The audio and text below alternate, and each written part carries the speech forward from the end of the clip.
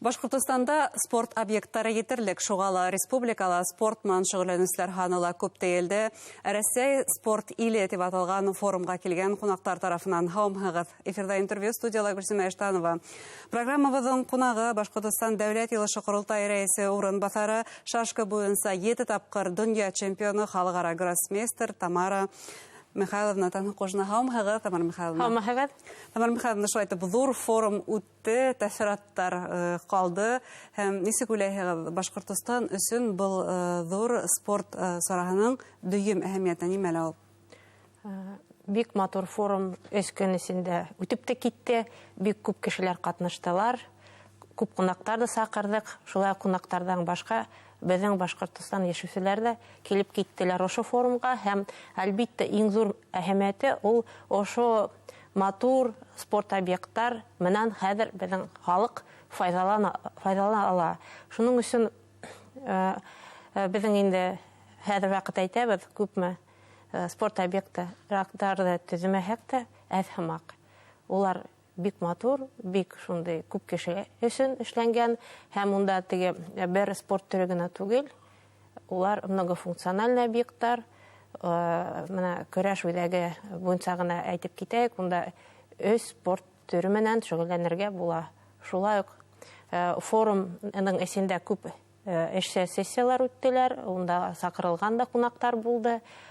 Бик шундый спорт буенча фикер менән алмашырлык итеп майдансылык булды, һәм эксперттар да булды. Ул инде әлбиттә безнең спорт җәмәгатьчелегенә бик шундый киләгән уңыштарга бик зур итәргез булыр дип уйлыйм. Шулай ук һәр форумда үткәргән һайын без бит инде безнең республиканы популярлаштыру максатын куябыз. Күпме безнең республика турында киң мәгълүматларда мәкаләләр сыкты. 50-нән ашу ил вәкиле килде. 50-нән ашу ил вәкилләре килде. Ул әлбиттә безнең Россиядә генә түгел, спорт форумының информация шулай башка илләрдә ла ишетелгән. Һәм бик яңгырауыклы фикер аркаһында ла безнең Өфе танылды. Чөнки тап ошо Өфедә үткән форумда, уның сиктерендә үткән физкультура һәм спорт эшләре буенча советта Владимир Путин белдерде, спорт ул киң күләм халыкка бөтәһенә катнаша алырга тиеш, бөтәһенә шөгыльләнә алырга тиеш. Ягъни ул бушлай булырга тиеш диелде түңәрәктәр. Ничек эшләргә буны?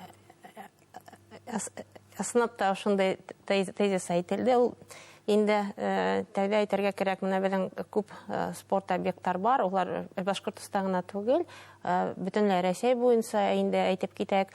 Унда матурлап маршруттарды төзергә кирәк. Чөнки уларның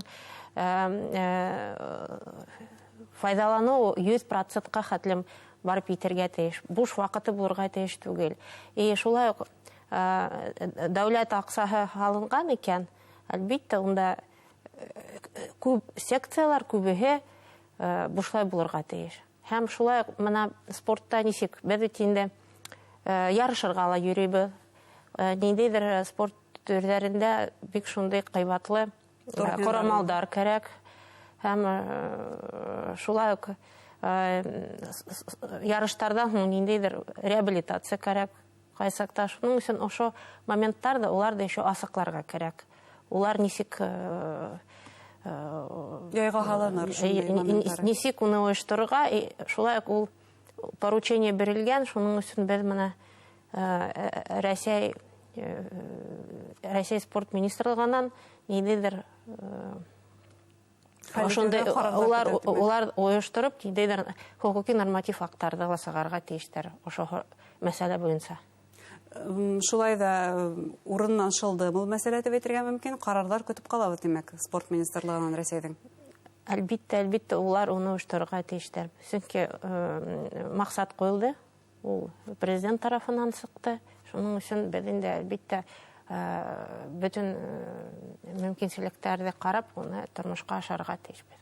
Шулай да бушлай оештырылган спорт түңәрәктәре тәҗрибәһе бар Башкортостанда. Ошо көндәрдә президенттың был фикере ул шул тиклем социаль сәтләрдә киң таралды, атаслар арасында унда бәхәсләшүләр дә булды, фикер алышулар күп булды. Һәм мин нимә күзәттем, күп кенә атаслар мәктәпләрдә шашка һәм шахмат түңәрәктәре гадәттә улар гына бушлай тиелде. Димәк, тәҗрибә бар бушлай оештырудың, турнирдар оештырудың да. Шашка һәм шахмат улар оештыру ягын караһак, улар осходырак башка спорт төрләренә караган. Инвентарь шул шулай бит. Инвентарь шул майданлык бит инде унда ниндидер зур талаптар кирәкмәй. Шул ук менә тренер кадрларда кайсакта укыту сакын өйрәнеп китһә, уның уже шул балаларның хәләтен асырга мөмкинлеге бар. Шуның өчен монда ул теге асыраклы түгел. Ошондой хуй бар да бит инде ата-әсәләр арасында. Ну, менә без икенче ягын карайык. Менә безнең бит инде яшь тренерлар, улар без ялгандай кешеләр бар. Улар бигрәк менә карате, тэквондо, ниндидер көрәш буенча яшьләр, улар самозанятый яки эшкуар күк эштә апаралар. Шулай улар үзләре үз өчен эшләйләр һәм түңәрәктәрдә апаралар. Шуның өчен уларды ничек без оештырабыз ошо поручение буенча, аны инде пока асыклау талап итә. Чөнки яшь кешеләр, улар бит бик шундый мобильный кешеләр дип әйтәйек. Шуның өчен улар бер ниндидер үзенең эшен оештырып киттеләр икән, уларга дәүләт учреждениеларда эшләргә бәлки кыен була. Шулай шул кеше бәлки ул ошо ниндидер бер районда бер тренер, бер ләнисәмә мең кешегә алар. Шуның өчен уга ниндидер сикләүләр куеп, уның эшен туктатып, ул әйтеп тоже булмай бит инде. Бында тренерларда сикләүне кабул итәһегез, димәк. Ну, яшь тренерларның ханы ул тиклем күп түгел, шуның өчен без ошо кешеләрдә, ошо яшьләр турында уйларга тиешбез. Шуның өчен менә ошо тезисте уны без әле ул ничек сыныпта тормышта эшләп китер икән, уның әле карап күрербез әле. Ысынлап та спортка уңышка өлгәшү өчен ул спорт һарайдары, урындар, майдансыктар һәм тренерлар гына түгел, тагы да бик күп күрһәткечләр улар ярдәм итеп тора уңышка өлгәшүгә. Шуларның бере ул ихтыяр көсе һәм ошо ихтыяр көсе ниндәй була, ул ниндәй уңышларга өлгәшергә ярдәм итә икәнлеген Владимир Путинга Өфөлә күрһәттеләр. Ул да булса махсус хәрби операция геройларының ниндәй тренировкаларда катнашуы, ниндәй спорт төрләренә алыгы турында. Нисек уйлайһығыҙ, бына ошо геройдардан без киләсәктә паралимпия геройдарын күрербезме улар арасында? Ну, әлбиттә, без ышанабыз, чөнки улар бик рухлы кешеләр. Ну, шулай без ошондай кешеләр кайта башлаһалар, уларны барыһын да карап, уларның ничектер спортка юлын эзләргә кирәк. Чөнки менә әле ошо ярыштарда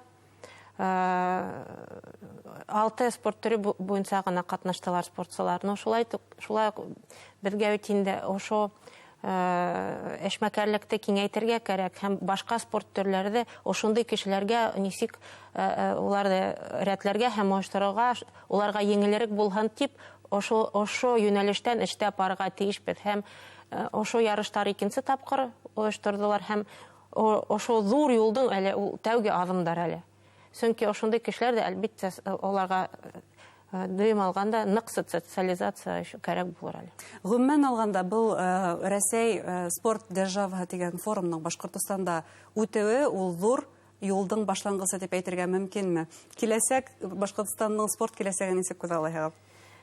Әлбиттә, яңа пландар куелды. Шулай ук менә башка уже төзелгән объектлардан башка без яңа объектларда төзергә тиешбез. Шундай фикер ишетелде. Ул бокс үзәге һәм легкоатлетический манеж.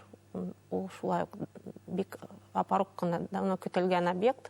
Уларда төзергә кирәк һәм шулай безнең етәксебез Ради Фаритович, ул спорт президент советына индерелде бит инде. Унда бит ул советта иң яңы спорт буенча идеялар туа. Шуның өчен без шулай бик алдыңгалар төбәктәрдә арасында булырбыз дип ышанам.